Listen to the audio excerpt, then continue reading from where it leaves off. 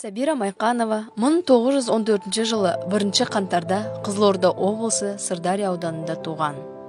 Сабира Майқанова актриса, Қазақстан және Кеңестік социалистік республикалар одағының халық әртісі. 1932 жылы қазіргі Қазақ мемлекеттік академиялық драма театрының құрамына қабылданды.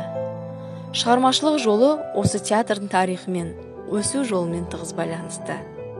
1936 жылы және 1958 жылдары Мәскеу қаласында өткен қазақ әдебиеті мен өнерінің 10 күндігіне қатысты. Театр сахнасындағы тұңғыш рөлі Бейімбет Майлиннің Майдан драмасындағы Алтынай.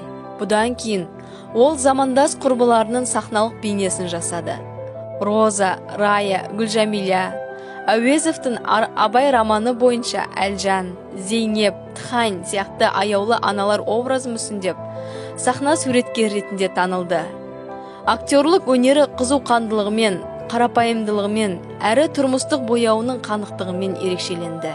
Майқанова классикалық туындылар бойынша Мольердің Саран туындысында Фрозина, Гогольдің Ревизор туындысында Мария Антоновна, Островскийдің Найзағай мен жазықсыз шапа шеккендер туындысында Кабаниха мен Колчиханы, Чеховтың Сүйікті менің ағатайымда Ваня ағайында Марина, Көклан мен Мөржан, Мамық Майлин, Майдан тағы басқа рөлдерін ойнады. 1954 жылдан киноға түскен. Махаббат дастаны киносында Мақпал, Қыз бен жігіт киносында Гүлбаша, Біз осында тұрамыз киносында Торғын, Құйма киносында Дәметкен, Қыз жібек киносында Камка, тағы басқа киноларға түскен.